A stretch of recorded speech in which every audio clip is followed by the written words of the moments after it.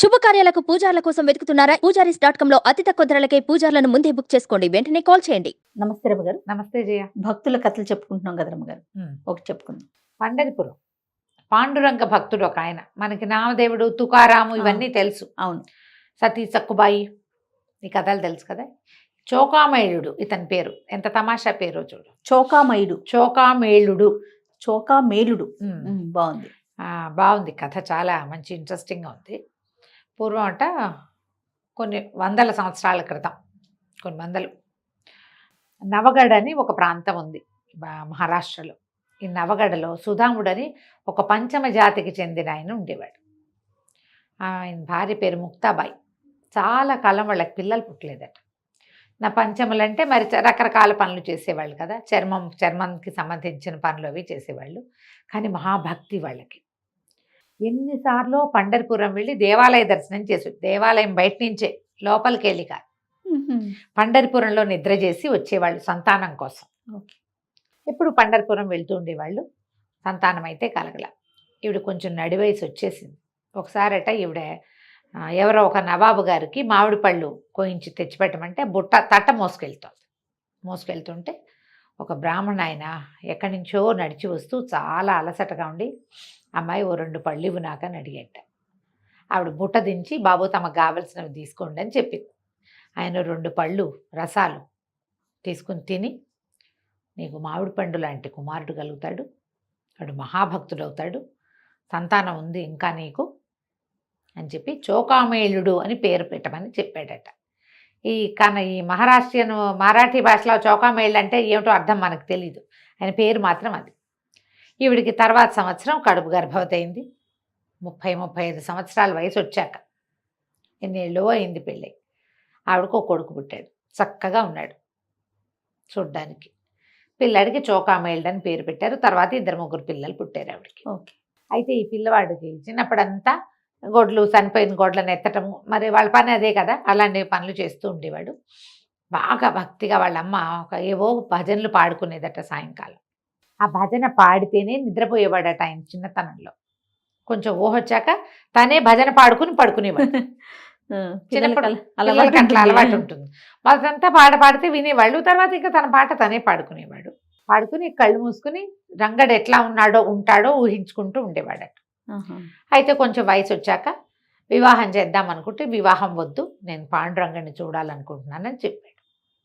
సరే వీళ్ళు చెప్పినా అతను వినకుండా ఆయన ఏం చేశాడట, పండరిపురం వెళ్ళిపోయాడు.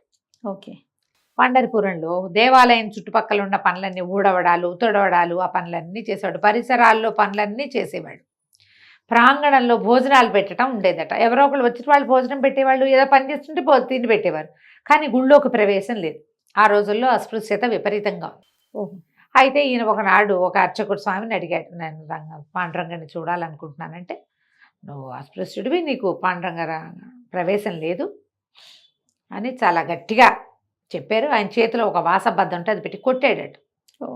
ఏదో మాటల ఉద్రేకంలో కొట్టాడు. చాలా దుఃఖపడ్డాడట ఆయన. ఎన్ని రోజులో ఉన్నాడు అక్కడ. అయితే ఒక 5 దెబ్బలు తిన్న నాటి రాత్రి చాలా దుఃఖంతో భజన పాడుకుంటూ నిద్రపోతే తలుపు కొట్టారట ఎవరో. ఆయన ఒక చిన్న గదిలో, ఒక చిన్న పాకలో గదిలో పడుకుని ఉన్నాడు. తలుపు కొడితే తలుపు తీస్తే పీతాంబరధారి, శంఖచక్రాలు పట్టుకుని నవ్వుతూ నిలబడి ఉన్నాడట రంగడు వాకిట్లో. చోకామేళ, గుడి లోపల నన్ను చూద్దాం అనుకున్నావు కదా, దాన్ని నేను తీసుకెళ్తానని చెయ్యి పుచ్చుకుని తీసుకెళ్ళాడు. పొద్దున్న తిన్న వాతలు ఒళ్ళంతా దెబ్బలు తగిలాయి. ఆ దెబ్బలన్నీ మానిపోయినాయిట. ఆకలి దప్పులు పోయినాయి. స్వామి వెంట పెట్టుకు తీసుకుపోయాడు లోపలికి తీసుకెళ్ళాక ఇద్దరు మాట్లాడుకుంటున్నారట. సంభాషణ తాళం వేసేస్తుంది.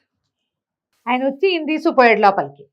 ఇద్దరు, ఆయనేమో నిలబడి ఉన్నాడు తన గట్టు మీద నిలబడి నడు మీద చేతులు పెట్టుకుని ఆయన మాట్లాడుతున్నాడు. రంగడు ఆ కింద పాదాల దగ్గర కోల్బడి ఈయన కబుర్లు చెప్తున్నాడు. మాట్లాడుకుంటుంటే ఈ దేవాలయం తాళం వేసేశారు. తాళం వేసేసాక ఈ 11-12 గంటల వేళ ఎవరో ఒక అర్చకుడు నిద్రపట్టక దీంట్లో అటు ఇటు తిరుగుతూ, ఏమంటారు, ప్రహరీ లోపలే ఉన్నాడు. చిన్న వరండా లాంటి చోట తిరుగుతూ మాటలు వినపడుతున్నాయి. ఏమిటా అని చూస్తే గర్భగుడిలో నుంచి మాటలు వినపడుతున్నాయి. గర్భగుడిలో ఎవరో మనుషులు ప్రవేశించారని ఆయన కేకలు పెట్టి అందరినీ పిలుచుకొచ్చారు. వేసిన తాళం వేసినట్టే ఉంది. తాళం తీసి చూస్తే చోకామెళ్ళుడు కనపడ్డాడు లోపల. ఆశ్చర్యపోయారు. పొద్దున కొట్టిన ఆయన నిర్ఘాంతపోయి, ఓరోరి చోకామేళ ఎటా వచ్చావురా నువ్వు లోపలికి అంటే, స్వామి స్వయంగా వచ్చి నన్ను తీసుకొచ్చాడని చెప్పాడు.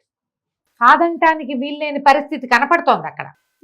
ఆ తాళం వేస్తే పురుగు కూడా లోపలికి ప్రవేశించలేదు. ఎటా వచ్చాడు? వాడు నిజమే చెప్తున్నాడో అబద్ధం చెప్తున్నాడో, ఏం జరిగిందో కనికట్టో వీళ్ళకి అర్థం కాదు. అక్కడి నుంచి రెండు దెబ్బలు వేశారు. ఇట్లా దేవాలయ ప్రవేశం చేస్తావా, ఇదంతా శుభ్రం చేయాలి, ఇప్పుడు ఏమంటారు దాన్ని, పూతం చేయటం, మొత్తం అంతా క్లీన్ చేయటం, శుద్ధి చేయాలి, దేవాలయం శుద్ధి చేయాలి. Very good. శుద్ధి చేయాలని బయటికి ఈడ్చుకొచ్చి బయట పారేశాడు. అక్కడి నుంచి నువ్వు ఎక్కడ ఉంటున్నావు ఏమిటని కనుక్కొని, ఈ దేవాలయపు సందు చివర ఉన్న పాకల్లో ఉన్నాడు, నువ్వు ఇక్కడ ఉండద్దు అయ్యో అని చెప్పారు. అయితే ఈ రంగడు ఇతనితో కబుర్లు చెప్తున్నప్పుడు, నీకు వివాహం అయిందా, పిల్లలు ఎందరని అడిగాడు. వివాహం కాలేదంటే వివాహం చేసుకోమని చెప్పాడట ఆయన. ఈ చోకామేళ్ళుండి ఇక్కడ ఉండద్దన్నారు, వివాహం చేసుకోవాలనుకున్నాడు. ఏమన్నారు, చంద్రభాగా నది దాటిపో, నది దాటి నది అవతలు ఉండాలి, నువ్వు నది అవతలు ఉంటే ఇట్లాంటివే జరుగుతాయి, ఏదో కనికట్టు జరుగుతోందని చంద్రభాగ దాటిపోమ్మన్నారు. కనీసం దేవాలయాన్నైనా వాకిట్లోంచి చూసుకునే అవకాశం లేక ఈ చోకామేళ్ళు దుఃఖంతో చంద్రభాగం దాటేసి అవతల నివాసం ఉండటం మొదలుపెట్టాడు. వాళ్ళ కుటుంబీకులు ఎవరో చూసి ఒకళ్ళు పిల్లనిచ్చి పెళ్లి చేశారు. ఓ రోజు వచ్చి ఓ దేవాలయ పరగణాల్లో ప్రాంతాల్లో శుభ్రం చేసుకుని తన పంతం చేసుకునేవాడు. చంద్రభాగకి అవతలే ఉండేవాడు. నిరంతరము భజనలు పాడుకునేవాడు. పాడుకుని ఆ రోజు తను చూసిన భగవంత్ స్వరూపాన్ని తలుచుకుంటూ ఉండేవాడు. అయితే ఏమైందట, ఒకరోజు మళ్ళీ పాండురంగడు వెళ్ళింటికి వచ్చాడు. అన్నం పెట్టుకుని కంచం పెట్టుకుని అన్నం తింటున్నాడు. కంచం పెట్టుకునేసరికల్లా పాండురంగడు వచ్చి వాకిట్లో నిలబడ్డాడు. చోకామేళ ఆకలిస్తుంది, అన్నం పెడతావా అని తలుపు తీశాడు. స్వామి మన ఇంట్లో అన్నం తింటానికి వచ్చాడు, నీతో పాటు తింటానన్నాడు. భార్యను పురమాయించి అజ్జయ్ ఇజ్జయ్ ఇజ్జయ్ అజయ్ అన్నాడు. ఆయన్ని కూర్చోబెట్టి ఆ భర్త కాళ్ళు గడిగి ఆయనకి పూలమాలలు ధరింపజేసి గంధమాల తీసేసే లోపల ఆవిడ గబగబా ఏవో 2-3 పదార్థాలు చేసింది, ఏవో పళ్ళు కోసింది, పెరుగు తోడు పెట్టిన ముంత పుచ్చుకొచ్చింది. కంచాలు పెట్టుకున్నారు. స్వామి కూడా కంచమే పెట్టారు. ఆయన ఆ పదార్థాలు తింటుంటే పెరుగు వేయమన్నట్టు. ఆయన ప్రీతి కదా, కృష్ణుడికి అత్యంత ప్రీతిపాత్రమైంది పెరుగు. ఆ పెరుగు పుచ్చుకొచ్చేసరికల్లా ఈ అమ్మాయి గరిటతో వేసింటే చెయ్యి తొణికి ఆయన పట్టు వస్త్రం మీద పెరుగు పడిపోయింది. ఆయన ఆవిడికి కనిపించారా? కనిపించాడు. ఆవిడికి కూడా, భార్యకు కూడా పెరుగు కాస్త పడిపోయింది. పడిపోయేసరికల్లా కేకలేశాడు, అయ్యో అయ్యో ఇట్లా చేస్తావా, ఆయన మనకి ఇంట్లో భోజనం చేయడానికి వస్తే అట్లా శ్రద్ధ లేకుండా చేస్తావా, బట్ట చెరుగు పాడైపోలా స్వామిది అని చెప్పి కేకలేశాడు. ఆయన తినేసి ఆయన వెళ్ళిపోయాడు. రంగడు వెళ్ళిపోయాక భార్యని కేకలేస్తున్నాడు, మన ఇంట్లో అన్నం తినటానికి వచ్చాడు స్వామి, ఎంత శ్రద్ధగా ఎంత భక్తిగా ఆసక్తిగా చెయ్యాలి, పిల్లలకు పెట్టినట్టు ఎట పడితే అట పెట్టేస్తావా, అట్లా చేయకూడదు అని చంద్రభాగా నది ఒడ్డును కూర్చుని భార్యకి బోధించాడు. భగవంతుని పట్ల భక్తుడికి ఎంత శ్రద్ధ ఉండాలి, ప్రాణాలు రక్షించుకున్నట్టుగా రక్షించుకోవాలి భగవంతుడిని అని చెప్తున్నాడు. ఒక బ్రాహ్మణ ఏదో ఊరు నుంచి వచ్చి పడవ దిగి ఇదంతా విన్నాడు.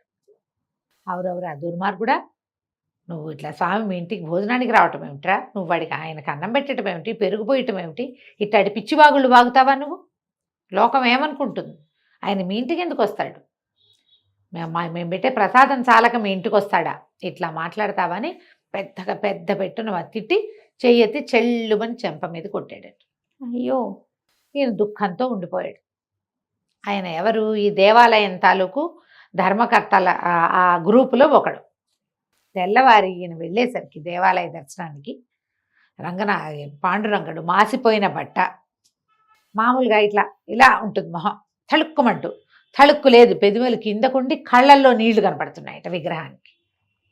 ఆయన నిర్ఘాంతపోయాడు, అయ్యో స్వామి ఏమిటి ఇట్టా ఉన్నాడు అన్నట్టు. మిగిలిన వాళ్ళందరూ బాగానే ఉన్నాడుగా అంటున్నారు.